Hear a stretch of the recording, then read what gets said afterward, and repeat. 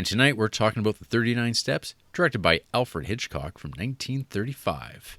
And a synopsis here from letterbox.com on the movie. The tagline, handcuffed to the girl who double-crossed him. Richard Hannay is a Canadian visitor to London. At the end of Mr. Memory's show in a music hall, he meets Annabella Smith, who is running away from secret agents. He accepts her request to hide her in his flat, but in the night she is murdered. Fearing he could be accused of her murder, Hannay goes on the run, determined to break the spy ring. What a massive leap that is. I'm pretty sure that is not his intent. Is that the description? That's it. Jesus. All right, cool. Okay, so quickly for me, I have seen this movie a couple of times before, but never like in a good copy like this. Last year, knowing that I'd be watching these Hitchcock movies for the Criterion Collection, Criterion Creeps show, I bought this for like 4-pack Criterion thing that had Lady Vanishes, this Foreign Correspondent, and The Man Who Knew Too Much, because it was like a sweet deal off of Criterion's website.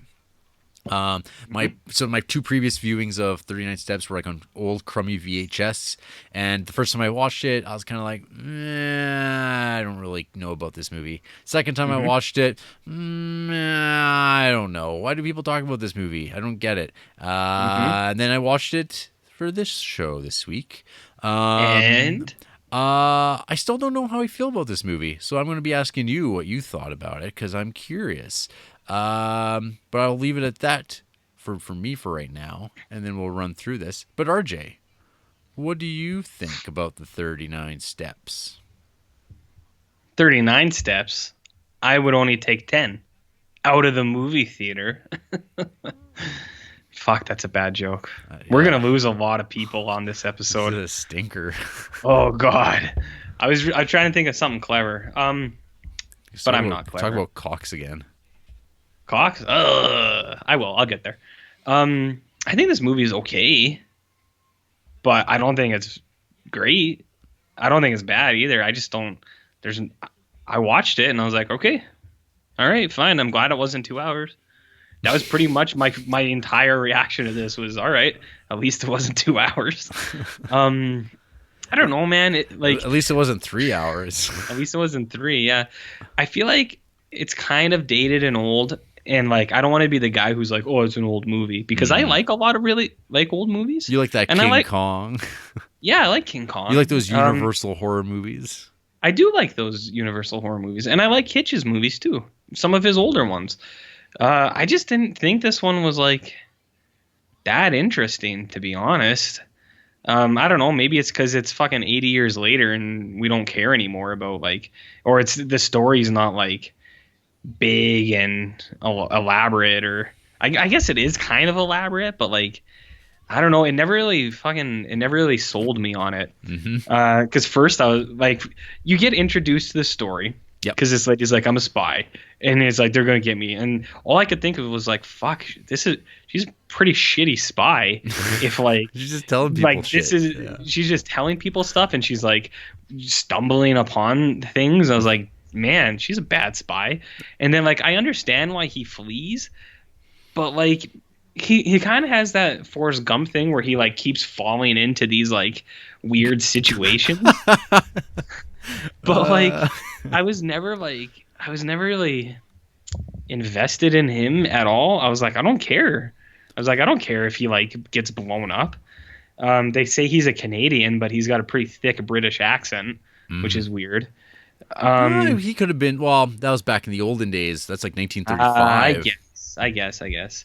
No, on the general, I just kind of thought it was dated, and like I said, not that it was old. I was just like, I don't know if like would be as interesting to people anymore now.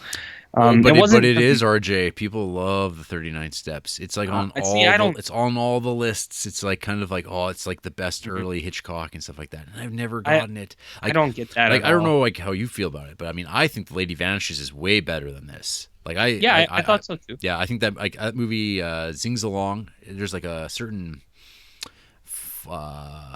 there's like the technical aspects to it that are really good. And this movie has those as well. But I thought that the Lady Vanishes, I think is like I would watch that movie again like really easily. Whereas 39 Steps, so he's like, oh man, this movie, I don't know, because it's like it's got some weird like breaks in the action that don't make any sense. It's just like it's very contrived, and it seems to like it has to continue the action because otherwise there's not a movie. A lot of fade to black. Yeah. Yeah. No, okay, I agree with you. Like, I thought, like, Lady Vanishes, I wasn't like super hot on either because I had some problems with like the logistics of like the plan. I was like, that doesn't make sense. But I mean, like, that's just kind of a lame gripe.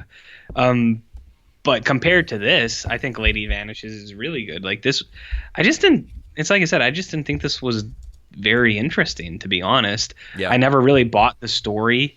I didn't think it was like once when it ended, Jarrett, I had to rewind. Yeah. I had to skip back like 5 minutes because I was like, wait a second. I was like, what happened? Because it ended. And I was like, I don't know what happened. I was like, I couldn't believe it was the ending. Yeah, you find out that's what the 39 steps are. And that's that. That's it. I was like, well, what happened to them? Are they still running? Like, I couldn't believe that was the ending. I was like, seriously? And now the police know what the 39 steps are. It's like, oh, is that really? That's like what this was all about? It's just like so odd. Yeah, so here's some facts for you, RJ. The British Film Institute ranked 39 Steps the fourth best British film of the 20th century. In 2004, Total Film named it the 21st greatest British movie ever made, and in 2011 ranked it the second best book-to-film adaptation of all time. Come on. Seriously, this movie has like a real big reputation. Like people really do hold this movie in high regard, and I mean, I didn't double check this on Letterboxd. People like rate this movie fairly highly, and I'm not sure if it's just because it gets the old Hitchcock rub because it's Hitchcock, but there's a lot of like crappy Hitchcock movies that nobody talks about at all. So he's not perfect or anything like that. But this movie's held up really, really high. 39 Steps was one of Orson Welles' favorite Hitchcock movies, and of it he said, "Oh my God, what a masterpiece." No way. Yeah. I don't believe that at all. I believe that he said it, but I don't believe that he actually believed it. The film currently holds a 98% rating on Rotten Tomatoes based on 44 reviews. Its critics' consensus reads, packed with twists and turns, this essential early Alfred Hitchcock features hints at the dazzling heights he'd reached later in his career. It was voted the best British film of 1935 by The Examiner in a public poll. It was the 17th most popular film at the British box office in 1935. So it was popular then, and it's still apparently popular now. It's crazy. Like to me, I'm like, I don't know. I don't get it. But maybe we'll talk about the movie in a little bit more. So it's based on a novel by a guy named John Buchan. It's just one of those spy stories that were probably pretty popular in that era. I don't really know anything about John Buchan. The thing I know, my boy John Buchan. The thing I will pick up on right off the bat is lots of low, high angle shots. Like the cinematography is pretty good. I mean, yeah, it's fine. Like it's fine. It's like good for 1935. I mean, one day we'll watch The Lodger, which I think comes out on Blu-ray in like a month. That movie has like incredible cinematography for like the late 20s. It's like amazing, the stuff that he was thinking up. This movie just seems to be very much in the service of the story, but at the same time it's also like it's not a bad looking movie. The editing's fine and all that stuff, but to what end? It's not really like it didn't add anything to the story itself. Right. There's Mr. Memory. I think last week I was talking about like hypnotism, and I started watching this and I went, oh man, this movie's not about hypnotism. It's Mr. Memory is like the guy. That's what this is all about. And so yeah, this is a story for some reason. And so like another weird thing, another connection to Lady Vanishes is this movie's about memorization and spies. Because it's also about like people remembering weird songs and notes and stuff like that, and spies and double talk and not knowing who's who and whatnot. It's just like, okay, so this is like again, maybe these spy novels in the 30s were really popular. And people just like Yeah. were into this stuff, and like tons of movies were being made about this. But nowadays, it's like, yeah, I mean, you get the Bourne movies, you get James Bond stuff, but it's nowhere near the stature it might have been. Uh, Hmm. but I really, actually, at the end of the day, I am not a spy guy. I don't like James Bond movies. Those like John le Carre novels, like Hmm. the Tinker Tailor's Spy Who Came from the Cold. That stuff, just like, I don't care about it. Usually, I find that stuff really boring. So Hmm. maybe that doesn't help this case either. Even though this is kind of like a cross between the spy story as well as the wrong man type of idea of like the Sure. wrong of an innocent man being framed and on the run. That's like Hmm. the other like Hitchcock cliche that's kind of on display Hmm. here. Yeah, as you mentioned, there's the Canadian drops, the talk of Winnipeg to Montreal, the distance traveled, Yeah. which is 1,420 miles. And then there's carnage at the old music hall, which seems to be like a common thing, because I remember like in the Red Shoes, there was like quite the anarchy breaking out just to watch some performances in that movie right off the bat. People like climbing over top of one another to get a good seat. Yep. I don't know this about shady ladies who want to go back to your place, and you just go, okay, You're like, all right. yeah, Yeah, there's a few suspicious things there. Like, she goes back to the place, and he opens the fridge, and he just pulls out this gross ass piece of fish yeah, on a plate, yeah. and he's like, do you like halibut? And it's like, what? It's like, why was that fish just on that plate like that? Mm-hmm. Gross. Is that how they did things in the 30s? And then he cuts a slice of bread off that loaf, and it is the cleanest cut I have ever seen. The cleanest slice. Mm-hmm. Like, I don't think that's even possible. I couldn't believe it. That's the kind of stuff I was pulling out of this movie. That's the sort of stuff that you pull out of all movies, though. Is Yeah. those little things. Well, if I noticed and it bugged me, I guarantee someone else noticed and it bugged them too. Yeah, they also have something wrong with them, I guess. Oh.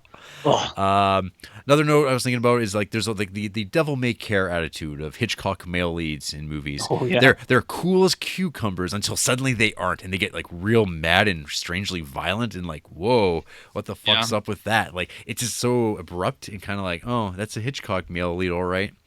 And then my next note was that was some fake ass dying of a woman stabbed in the back.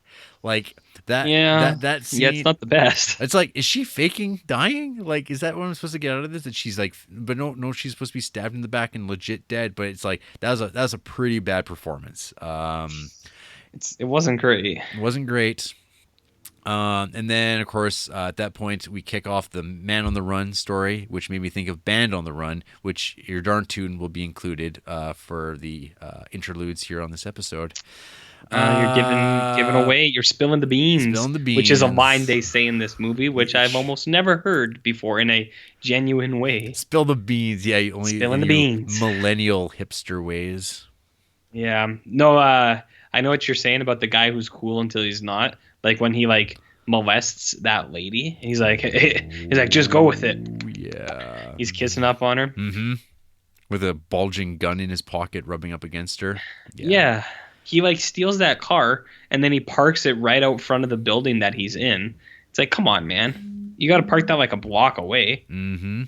And then my next note here was has to be the nicest hand painted sign for an apartment building I've ever seen. Like where they have all the names of the tenants staying there, and his name's like kind of taped in recently. I was like, wow, look at the beautiful craftsmanship of that. Look at the lettering. Just wow, what a day when hand lettered signs existed in this world. No more. And then back on a train, because that's a Hitchcock staple. Trains. Mm-hmm. Oh, I wrote that down too. I said Hitch sure loves trains. He sure does. I guess they're like a good place to like create suspense and tension, because you can't act the way that you want to on a train because you're surrounded by other people. It's also moving, so you can't leave the train. And then like if something bad's happening, there's nowhere to go. And then if you want to try to like escape something, you have to actually, there's a risk and the chance that you might actually get killed because you're just speeding around, and it's like if you fall out, you're done. So you have to hold on. So I mean, trains are like, I mean, Steven Seagal's greatest accomplishment was based on this very idea. Under Siege 2, Dark Territory. I mean, Whoa. Yeah. Pretty bold words. Hmm. We'll see when we get there. What's that? Criterion 82? Yeah, something like that. Yeah. Neat. And so last week, RJ, we had people banging on a train. This week, Hmm. we get undergarment salesmen. Yeah. I knew you'd have something to say about that. Hmm. I've never been in a position where someone's offered to sell me underwear. Yeah, to your I wife. don't know. I don't know how this happens so often. Hmm. Ugh. I don't. My point is, I would like for that to be real. I don't know where it's going to happen. Do I have to go back in time? A podcast I'm listening to, every episode opens up with them doing an advertisement for something called Me Undies. So Oh yeah, I yeah, do get to experience being sold underwear on a regular basis. yeah. I'm familiar with that thing. Hmm. I'm not Yeah, buying into it. yeah. And then, oh yeah, then we're going from having a laugh about a murdered woman to underwear, all in that train exchange, because they're reading the newspaper and they're like, "Oh, look at this woman! Oh, she's dead!" And then let's talk about underwear. It's good. It's classic Pervs. Hitchcock, RJ. Classic. And then yeah, there's this whole like thing that's like a novelty now. Is this like paranoia and fear of newspapers and newspapers being read at particular times? Because it's like he's on the train and he's like, oh god, that guy. He's reading about the story and it's got a photo of me, but maybe it's like not a good enough photo that they'll recognize me. Or I mean, you look at a newspaper and you wouldn't expect to look up and see the very person that's in the photograph staring back at across from you in the same cart, would you? No, they still fucking do that in movies, though. Oh, they sure do. They sure do. Well, because now it's with the smartphones and those Amber Alerts. I've seen that in a movie once. I mean, who hasn't been pursued when an Amber Alert's been out? Mm. Are you the ringleader of the Canada Creeps Twitter account? No one's seen my face. And then we get a chase across the Highlands. So I guess it's like one of the like few real like action pieces in the movie. And it's fine. Like I don't remember anything specific about it. I think Al would get better at doing this as time went on, maybe with perhaps more ambitious layouts and stuff like that. Mm-hmm. Oh, and of course, one of the worst cliches in all of movies and fiction. Books in people's jackets catching bullets. Oh, right. So I guess skipped that's over. a bad one. I skipped over a bunch there. So he winds up like at the old farm, and there's like the old like paranoid psycho old farmer who's married a younger woman, and he thinks she's stepping out on him. But he's a crafty old motherfucker who wouldn't hesitate to like just gun you down in the back and bury you in the backyard, old Ralph Klein style. And Neat. yeah, and so but then yeah, so there's that sexual tension. And then he takes the guy's jacket, and his Bible happened to be in it. So when he goes to the rich dude's party, who turns out to be the ringleader spy guy with one finger, which is like cool. It's like okay, like it was like oh yeah, but I mean at this point that plot beat is like pretty shallow, and it's like yep, that's exactly right. And then that nice Scottish lady gets beat up by her psychotic old farmer husband for lending his jacket out to that Canadian prick. Yeah, that's such a weird thing to include. Yeah, I'm just like, oh, he's got to lay it into her. But I mean, back in 35, that would probably pop the audience because spousal abuse is kind of funny and charming, right? Yes. Oh, okay. And so after he catches a bullet in the Bible, and at which point you'd assume that like they took his body and like dumped it somewhere, but he like got up, dusted himself off, and made his way to like the police station. Or is it that like he was stopped with the bullet, knocked out, and then arrested? Like it was, they really just they skip it. they skipped There's that. a fade to black, and then he's it's and like then they'll he's like figure it and then out. he's like laying out the whole spy ring thing to the police, and they're like, yeah, okay, buddy, whatever you say, you're under arrest. And then like it's like we cut to like outside, and then he just like bursts through the police window, just full out smashes through the glass, and just like runs away and just like escapes the police. It's like holy shit, that's like one of the easiest prison breaks I've ever seen in my life. Like he just broke out of the glass. I guess from now on we should put bars in those windows in a police station where people might jump out of the window if they're desperate enough. Well, we never saw it coming. You can say that you would do that, but I don't know. You had to be there. My next note here is just because it is Hitchcock doesn't mean this shit isn't dumb as fuck. Because like so this story doesn't make any sense to me. Like it's like they're kind of Not doing really. the foreign government that like they don't want to name because like it's times are they don't want to offend anybody like in film markets by Yeah. saying it's the Germans, it's whatever, the Austrians, it's the Russians. So it's like, oh, it's just a foreign government. We've seen that before in these movies. It's always like a vague threat, just like I think Lady Vanishes is also a vague threat, or it's a made up one, I think. Anywho, so the plot doesn't make any sense, and it just seems like I don't know. I couldn't care less about the machinations of what the spies are doing. I don't even understand what it is, even when they explicitly state it when Mr. Memory says it out loud later on. There's the political blither blather scene. Where old Hannay is like he's mistaken for a politician who's giving a big speech, and we get some like, political commentary, I guess, about how all these political speeches boil down to like nonsense that nobody really listens to.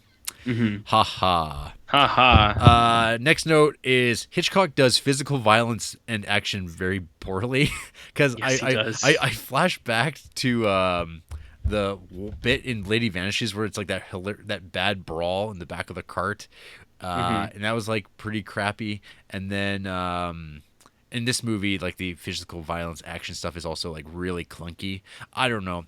Like I remember like making a comment about this. I think with King Kong. Where like you always assume that like action scenes back in the day were always just like guys swinging for the fences and just like like they the people who've never been in a real fight in their life. But then you watch like King Kong and you're like, oh, like they're making the like claymation ape man take his back and like do like actual wrestling and grappling and stuff like that. And it's like, why do those action scenes in this like look better than with actual human beings where you could rehearse and stuff like that and make it look realistic? It's so odd to me. And then yeah, we're back to the Moors, handcuffed because I forgot to mention this earlier. When they were on the train, there was the one blonde girl who like just like outed him outright. She didn't even try to play along with his like, oh, just say we're married and they're looking for someone else. She's like, no, fuck you, you're a criminal, you're going to jail. Well, they wind up handcuffed together, and then screwball comedy ensues. And then it's just like zany, and it's like, oh look, it's a man and a woman, and they're forced to hang out with one another. It's the Odd Couple, man. Yeah, it's not unlike the movie It Happened One Night with Clark Gable from the same period of time. So there's like almost like two different movies going on here at that point. Yeah. And then the movie just kind of settles on its ending with them like going to another performance with Mr. Memory, and Mr. Memory gets shot and gets to spill the beans on what the 39 steps are. And at that point, it's like, I don't know. I'm not invested in this at all anymore. Yeah. And that's like been my reaction watching this movie 3 times now. It's just not for me. And I guess it's not for you either. No, I honestly, I don't even know why it's included. Like, I watched it. I do. I mean, because it's Alfred Hitchcock. Because it's old Hitchcock? It's Hitchcock, right? I mean, it's okay, well... But, I mean, I don't know. It's... as a movie... I mean, I've never really loved this movie or anything like that. I get why it's included. It's Alfred Hitchcock. Why not? They had a big package deal with, like, all their, like... All his pre-American stuff was like, released by Criterion at one point. I think only there's the 4 currently available that are still with them. There's a bunch of his earlier stuff too, like God, what's it called? Young. It's like Young and the Restless, but something like that. A bunch of his movies, Sabotage and stuff like that. They haven't put that stuff out yet because I think it's like in a weird limbo. Like you can actually get this stuff on iTunes through Criterion, I think, and it's like $3 to rent a lot of it. But yeah, like a lot of it has been put out onto discs properly. I don't know. There's like it's not. I don't know. It's not a movie I super love or anything. It's just I just don't think it's very interesting. Yeah, pretty much. Yeah. And that's that. That's that. That's that, Mattress Man. All right. Well, who hates the 39 Steps, RJ? I don't know. Some people. Paul Lyons gave this movie 1.5 star. Classic Hitchcock run for cover film. Yet I didn't really care for it this time around. Despite some great elements like the Memory Man, I thought too much of this felt contrived. Setup is ridiculous. Fair enough. Yeah, that's not bad. I don't mind, but I don't know if I call this a 1.5 star based on those things. Dennis O'Connor, he gave this movie 2 stars. The 39 Steps doesn't know if it wants to be serious or campy and fails to even find a nice blend of the two. The baseline story is way too complicated and is poorly explained in the beginning. For a Hitchcock movie, there's almost no suspense. The only positive here is that I like the lead character and he had some witty lines and a couple of decent haste scenes. Hayseed? Haste scenes. I guess that's chase scenes. My sister said she saw the play version and said it was far superior because it took a much more comedic tone. So maybe the 39 Steps is due for a remake. I guess. And then someone called The End gave this 2 stars. Okay. So contrived. Every movement in the narrative just has this dead weight of dryness where the flow is just off and not in a good way like it helped the film. I don't know why this is counted among the best of Hitchcock. The story and characters are so dry and story beats contrived to such a high degree. It's not fun or really all that charming, and I wasn't moved by it at all. Thrilled occasionally, but too far between that the film really did nothing for me. Jeez. I kept rolling my eyes, especially at the relationship between whatever their names are. It went from sane human who obviously doesn't believe a man who says he has secret plans wanting to be taken back by spies, even though, come on, someone has to believe someone's ramblings on something absurd at some point, please, to be completely fine with him after kind of overhearing the truth, but kind of not. Not that I have to believe in everything as real. It's a film, but still, man, every time the protagonist narrowly escapes in as much a contrived way as the last. He simply just jumps out of a window to escape the police. Like it wasn't even that big off a deal, because you know it isn't, right? At least how easily he escapes the clutches of everyone is pretty entertaining in a kind of bad storytelling, absurd type sense. I agree with that, actually. This writing is so... I agree with that point, actually. I do too. It's just this grammar is tortured. Hitchcock feels the need to explain how the bullet didn't actually hit him like 3 times in a row. Isn't that bad storytelling? Okay. Yeah, I don't know. I think this movie is definitely weak in the Hitchcock oeuvre. There's like definitely other movies that are like down there. It's just like, I would never watch this again. Yep. And now me too. And now I own it on Blu-ray. Woo! Hurrah! Hurrah! Yeah, I'll never watch it again. Yep. So there you go, folks. So there you go. I don't know. 39 Steps. That's it. There's not much to say. No. Yep. Moving on. After the break, RJ's going to get shot in the chest, but he forgot his Bible, and now he's dead. Finally.